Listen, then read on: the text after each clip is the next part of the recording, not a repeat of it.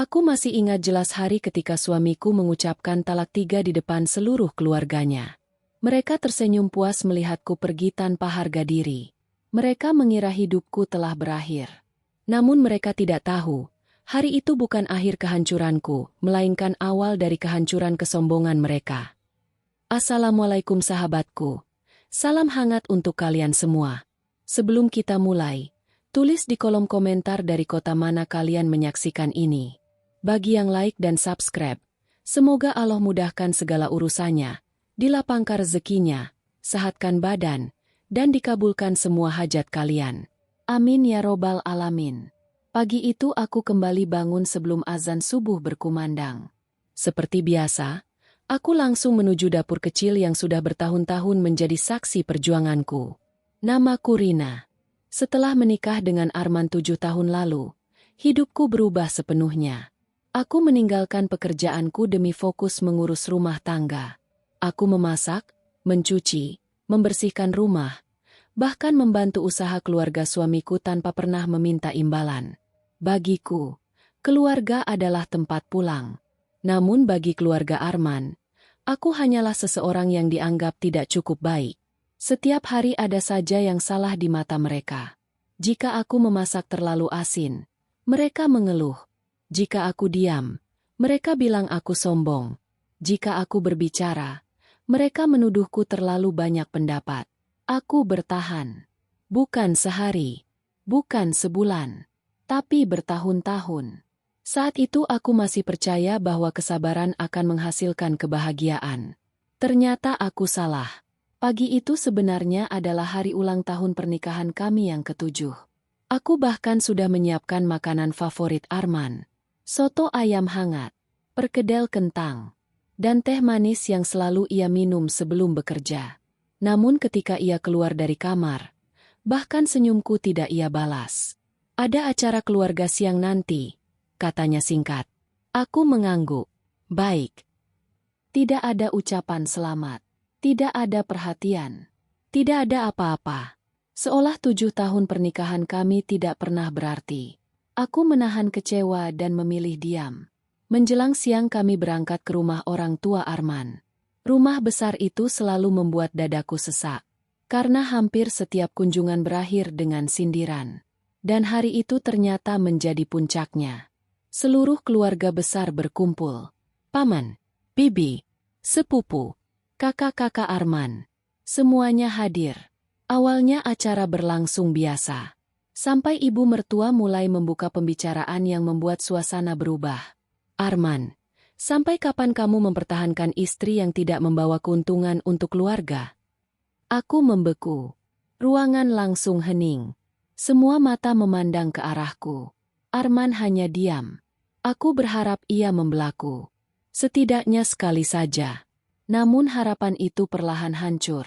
Kami sudah bilang dari dulu, lanjut kakak iparku. Perusahaan keluarga tidak berkembang sejak dia ikut campur. Aku terkejut. Karena selama ini aku justru membantu menyelamatkan banyak masalah administrasi usaha mereka. Tetapi semua jasaku seakan lenyap. Mereka membutuhkan kambing hitam. Dan aku menjadi target paling mudah. Aku mencoba menjelaskan. Namun tidak ada yang mau mendengar. Setiap kalimatku dipotong. Setiap penjelasanku dianggap alasan. Lalu sesuatu yang tidak pernah kubayangkan terjadi. Arman berdiri. Wajahnya merah menahan emosi. Aku pikir akhirnya ia akan membelaku. Ternyata tidak. Ia justru menunjuk ke arahku. Semua masalah ini memang bermula sejak dia masuk ke keluarga kita. Dunia terasa berhenti.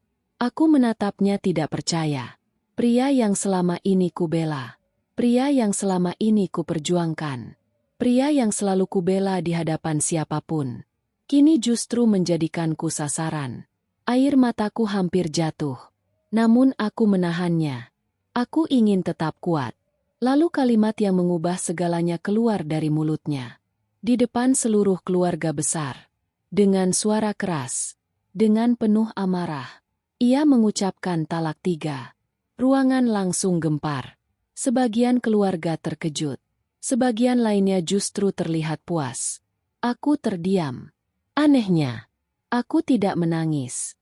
Aku tidak memohon. Aku tidak memprotes. Aku hanya tersenyum. Senyum kecil yang membuat seluruh ruangan bingung.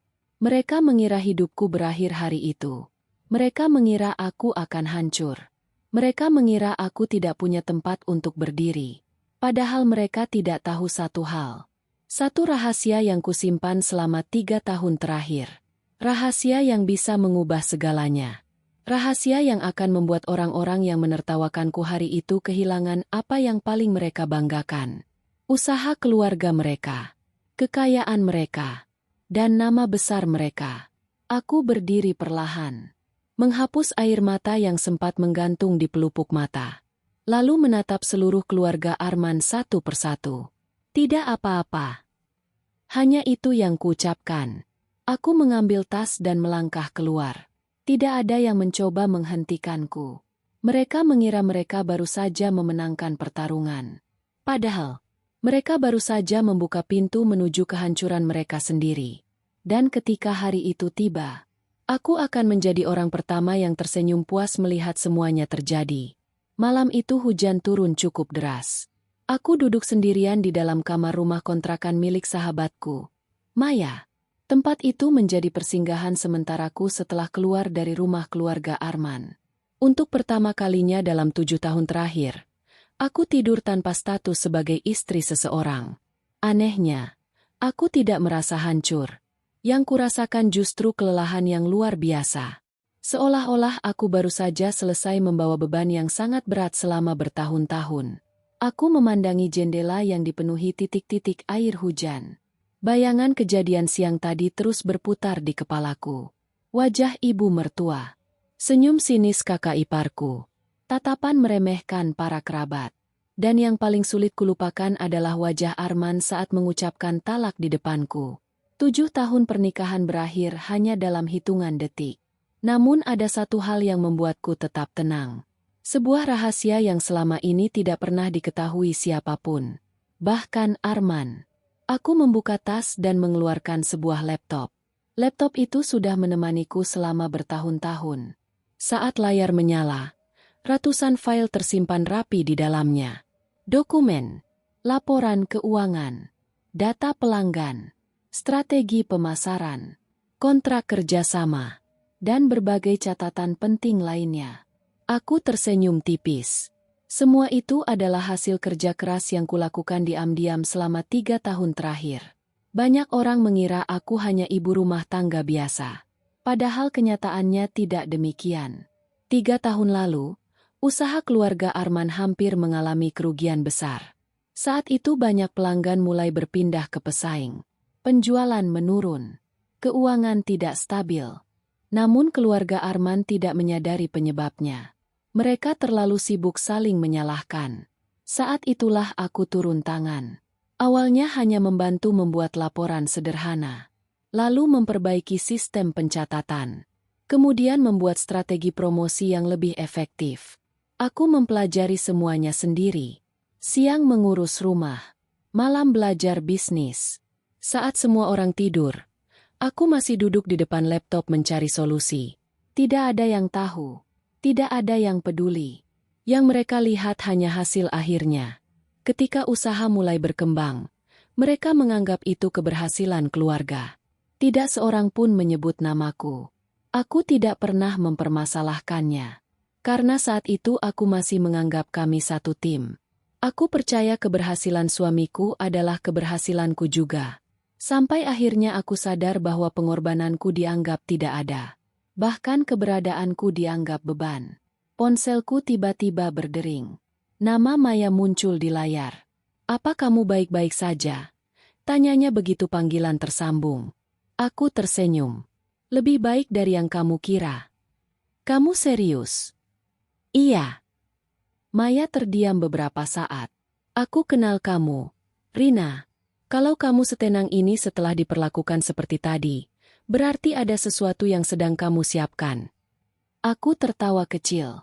Maya memang sahabat yang paling memahami diriku. Aku cuma sedang menunggu waktu yang tepat. "Untuk apa?" Aku memandang layar laptop di depanku. Untuk menunjukkan siapa yang sebenarnya selama ini menjaga usaha mereka tetap berdiri. Maya menarik napas panjang, lalu berkata pelan, "Mereka akan kaget." Aku mengangguk, sangat kaget. Percakapan berakhir. Aku kembali fokus pada laptop. Di sana tersimpan sesuatu yang jauh lebih berharga daripada uang. Jaringan pelanggan, data pemasok, rencana ekspansi usaha, dan yang paling penting, hubungan baik yang selama ini kubangun dengan banyak mitra bisnis. Selama bertahun-tahun, akulah yang diam-diam menjadi penghubung antara perusahaan keluarga Arman dengan banyak klien besar. Mereka mempercayai aku, bukan karena jabatan, bukan karena nama keluarga, melainkan karena kejujuran dan kerja kerasku. Namun keluarga Arman tidak pernah mengetahui hal itu. Mereka terlalu sibuk memamerkan kesuksesan. Mereka tidak pernah bertanya bagaimana kesuksesan itu bisa tercipta. Malam semakin larut.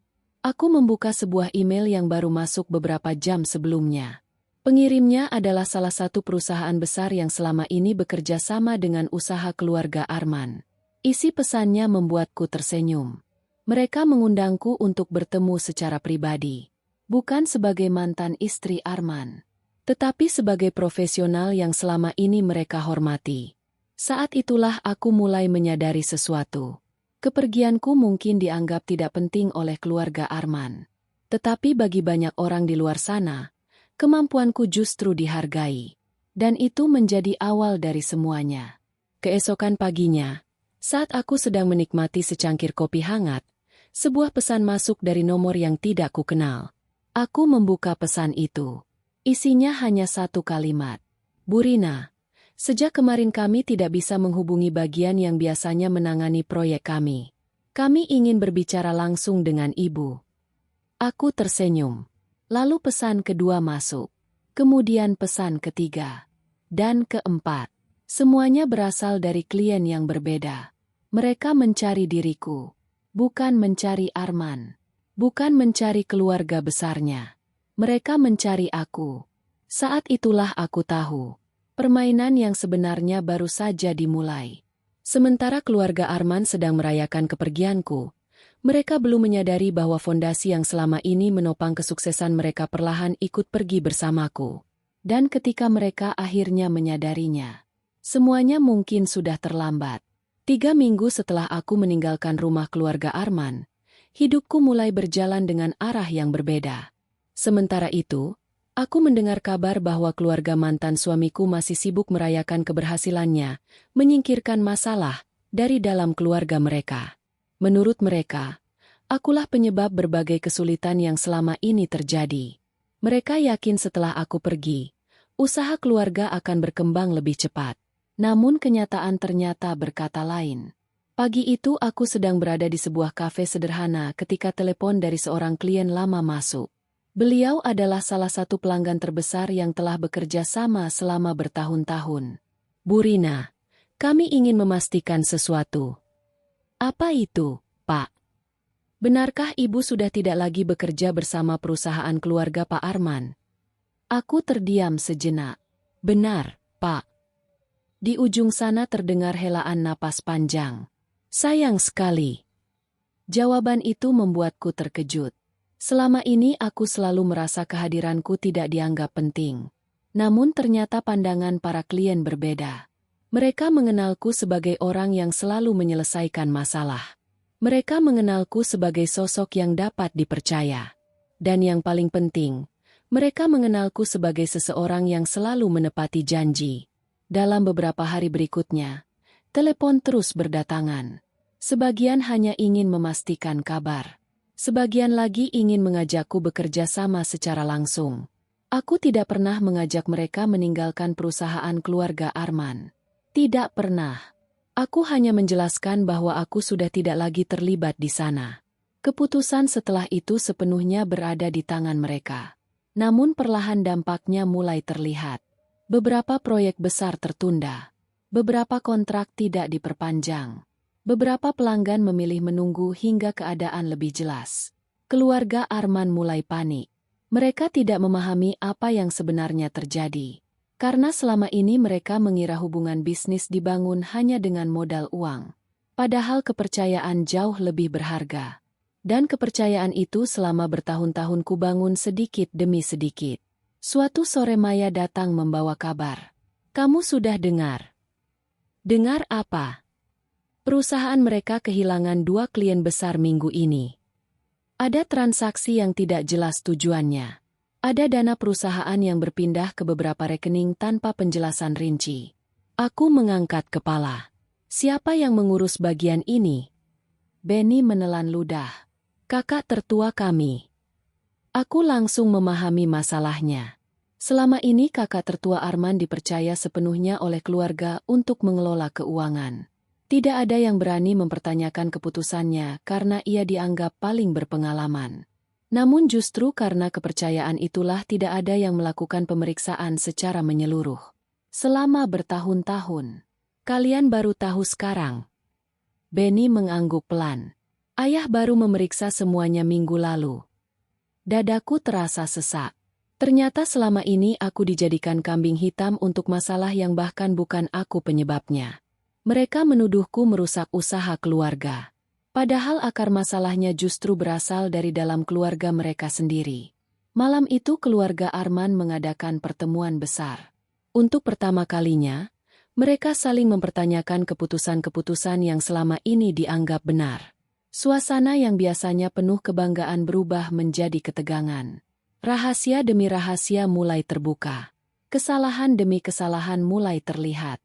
Dan yang paling menyakitkan, mereka mulai menyadari bahwa selama ini mereka telah menyalahkan orang yang salah, yaitu aku. Namun saat penyesalan mulai muncul, keadaan sudah jauh berbeda. Karena aku bukan lagi bagian dari keluarga mereka. Dan hidupku sudah berjalan ke arah yang baru. Sementara itu, usahaku sendiri berkembang semakin pesat. Klien bertambah. Tim mulai terbentuk.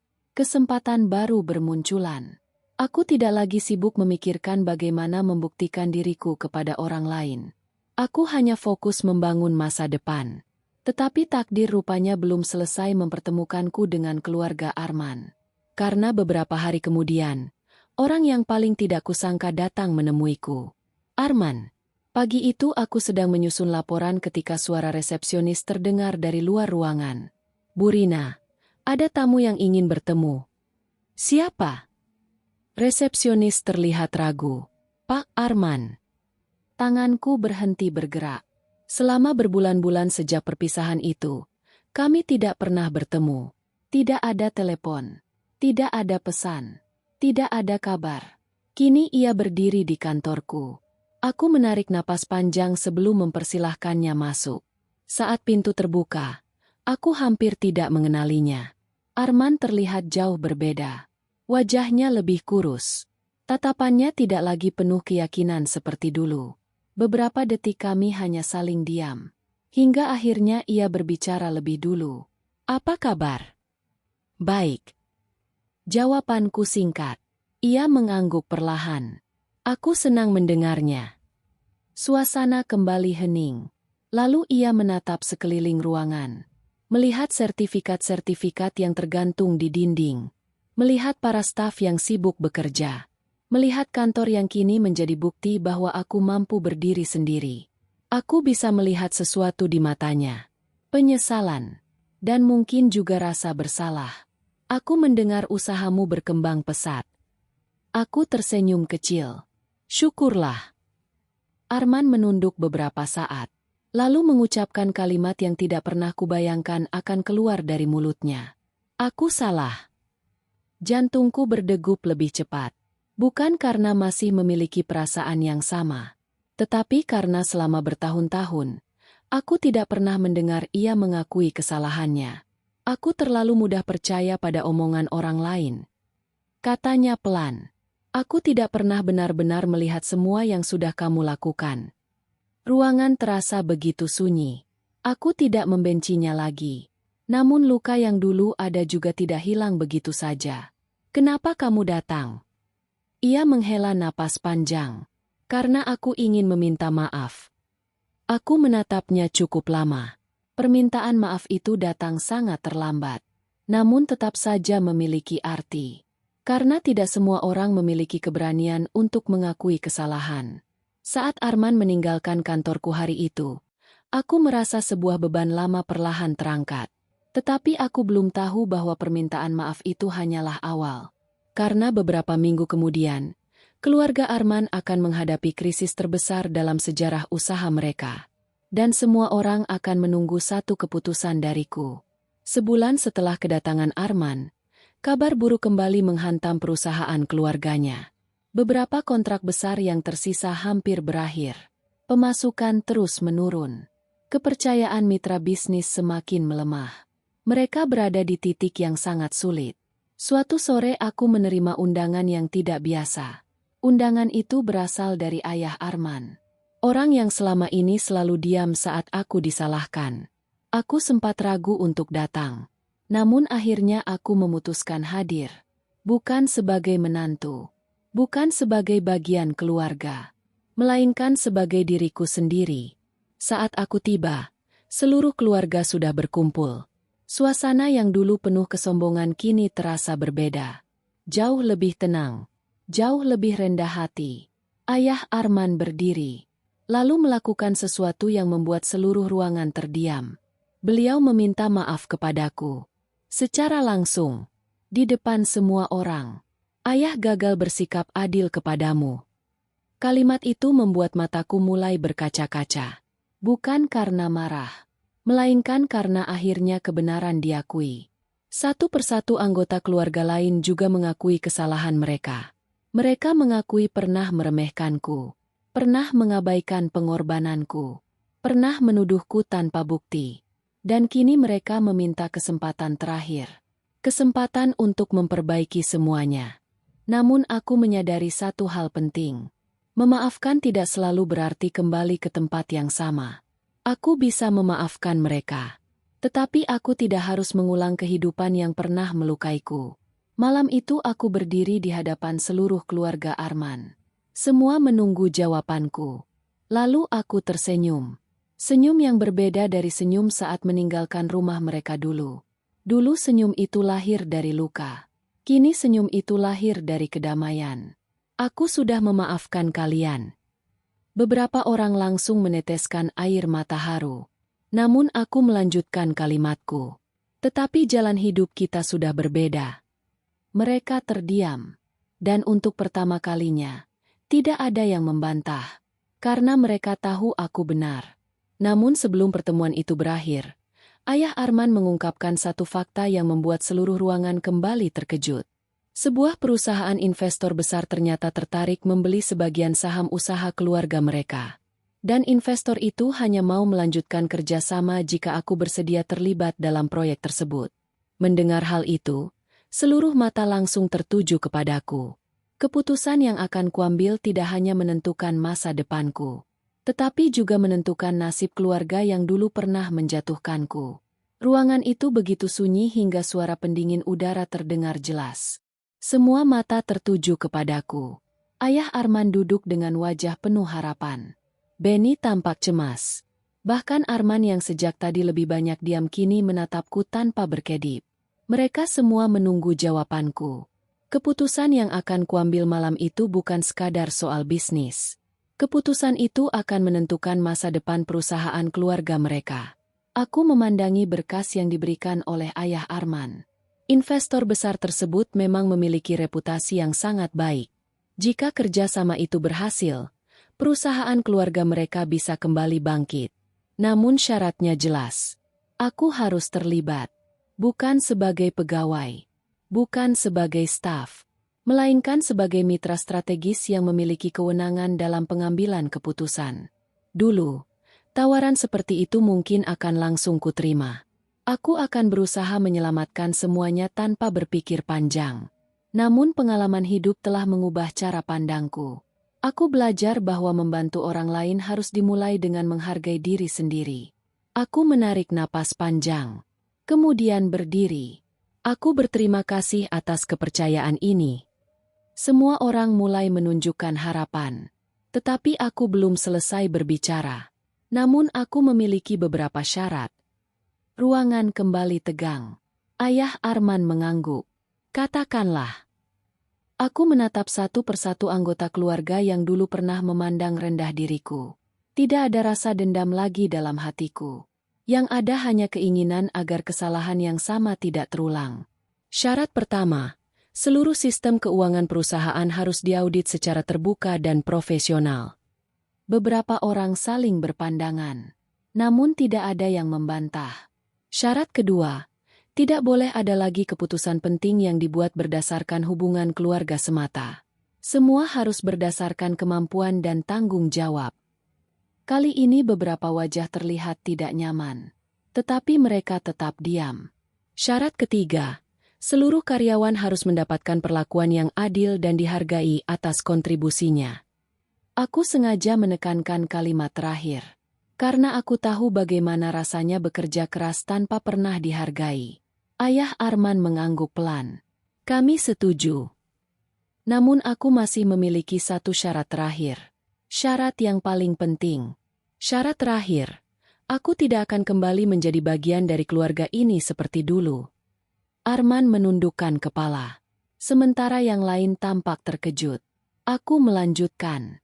Aku akan membantu sebagai profesional. Tidak lebih. Kalimat itu membuat semua orang terdiam. Mereka akhirnya memahami bahwa waktu tidak bisa diputar kembali. Ada hubungan yang bisa diperbaiki. Ada luka yang bisa disembuhkan. Tetapi ada pula jalan hidup yang memang sudah berubah arah. Malam itu kesepakatan akhirnya tercapai. Investor menyetujui kerjasama. Perusahaan keluarga Arman mendapatkan kesempatan kedua. Dan aku mendapatkan sesuatu yang jauh lebih berharga. Pengakuan. Bukan karena aku memintanya.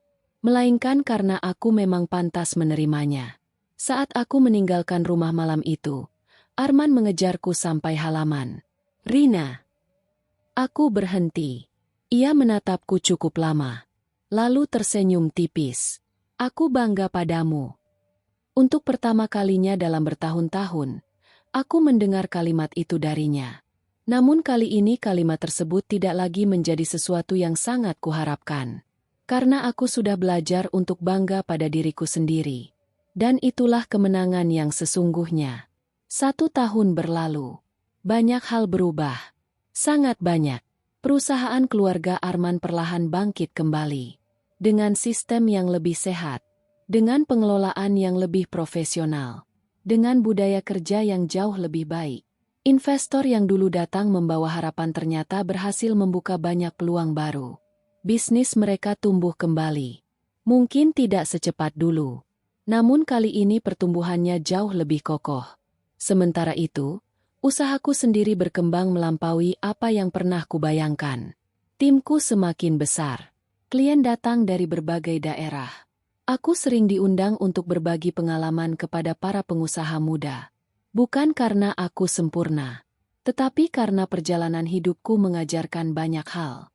Suatu hari aku menghadiri acara peresmian kantor baru perusahaan keluarga Arman. Mereka mengundangku sebagai tamu kehormatan. Saat memasuki gedung itu, banyak kenangan kembali muncul. Tempat yang dulu menjadi saksi berbagai air mata. Tempat yang dulu membuatku merasa tidak berharga. Kini terasa sangat berbeda. Acara berlangsung hangat. Hingga akhirnya ayah Arman naik ke atas panggung. Beliau menyampaikan pidato singkat. Lalu mengatakan sesuatu yang membuat seluruh ruangan hening. Kalau hari ini perusahaan kami masih berdiri, salah satu alasannya adalah karena seorang perempuan yang dulu tidak kami hargai sebagaimana mestinya. Beliau menoleh ke arahku. Semua orang ikut menatap. Rina mengajarkan kami arti menghargai orang lain. Tepuk tangan langsung memenuhi ruangan. Aku tersenyum. Tidak ada kemarahan. Tidak ada dendam. Tidak ada keinginan membalas. Karena saat itu aku menyadari sesuatu. Balas dendam terbaik bukanlah membuat orang lain menderita. Balas dendam terbaik adalah menjadi sukses tanpa kehilangan kebaikan hati. Dulu, saat Arman mengucapkan talak di depan keluarga besarnya, mereka mengira hidupku akan hancur. Mereka mengira aku akan jatuh. Mereka mengira aku akan kehilangan segalanya. Namun justru hari itulah awal kebangkitanku. Mereka tidak bangkrut karena aku menghancurkan mereka. Mereka hampir bangkrut karena kesalahan mereka sendiri. Dan mereka selamat ketika akhirnya mau belajar, berubah, dan mengakui kesalahan. Di akhir acara, aku berdiri di luar gedung sambil memandangi langit sore. Matahari mulai tenggelam. Udara terasa sejuk. Aku teringat pada diriku yang dulu. Perempuan yang sering menangis diam-diam. Perempuan yang selalu berusaha menyenangkan semua orang. Perempuan yang takut kehilangan keluarga. Andai bisa bertemu dengannya, aku ingin mengatakan satu hal. Terima kasih sudah bertahan.